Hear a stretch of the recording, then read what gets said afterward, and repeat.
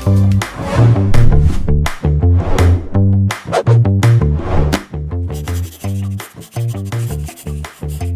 today's GBMC RX prescription for a healthier you, we are talking about cancer screenings, and we're here at the new Berman building at GBMC, and I'm joined by Dr. Robert Donegan. Hello, how are you? I'm just great. I'm happy to have you here. Well, I'm actually happy to be here. This is your spot.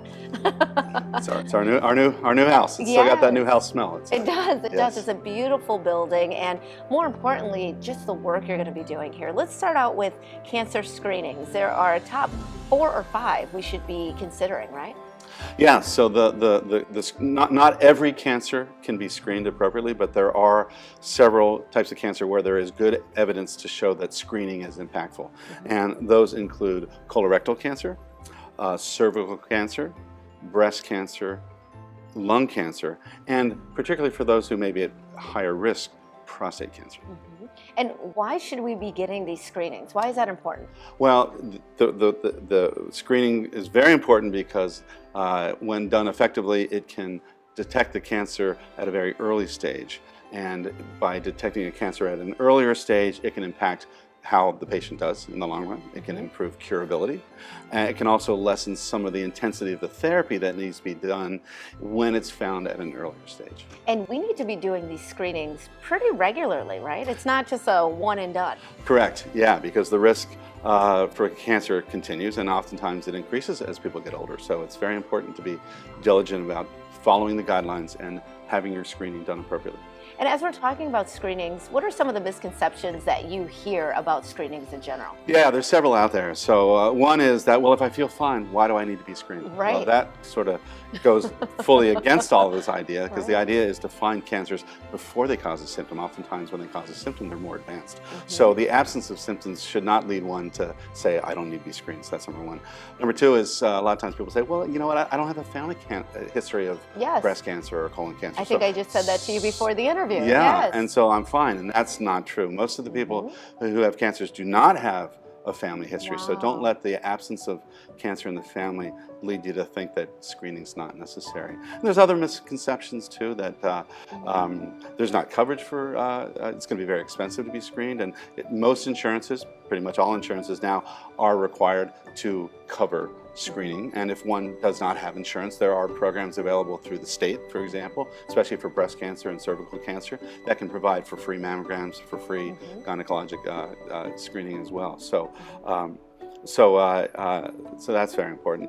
People also worry that, oh, the screening is going to be very difficult, that a mammogram is going to be very painful, and not that it is always comfortable, of course, but there's a lot done to try to make it as comfortable as it can be.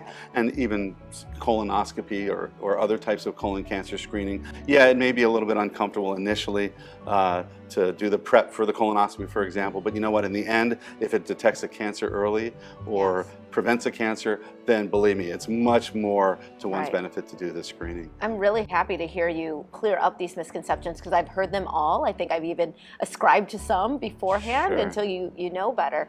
What happens when you do the screening and maybe it does detect cancer? What are the next steps? Where should people go?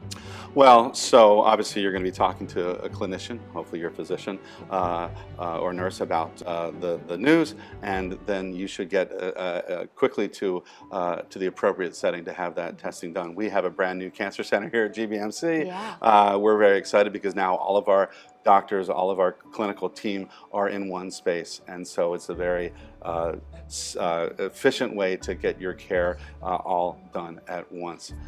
So it's really a matter of getting as quickly as possible to the appropriate team to manage your cancer. That's one thing that I love about GBMC. You have a very collaborative spirit amongst your entire staff. The entire medical team is working together no matter which doctor you're seeing. It really does take a team, and we're very collaborative. We all work very closely with each other because we're not a huge organization. It allows us to be more intimate and more one-on-one with our patients. I think that's very important. And this new building is going to be opening up pretty soon. How are you feeling about it? Very excited. I can't wait. Yeah, and most important, people say, oh, how do you feel? To me, what's really most important is how are the patients going to feel? Because I think it's going to be a very healing space for them.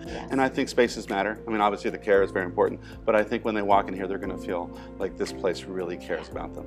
and that's what really counts. Where should we go for more information on this center and screenings in general? So there are many places to find information about screening. AmericanCancerSociety.gov has information. There's the NIH has information, the CDC, so it's very easy in the era of internet to just Google the appropriate screening and you'll find it very easily. If one wants to come to GBMC to have their care, then they can go online to the GBMC website and all the information about the Cancer Center is right there as well. Okay, Dr. Donegan, thank you so much for being with us for today's GBMC Prescription for a Healthier You. We'll be right back with more Midday Maryland right after this. Stay tuned.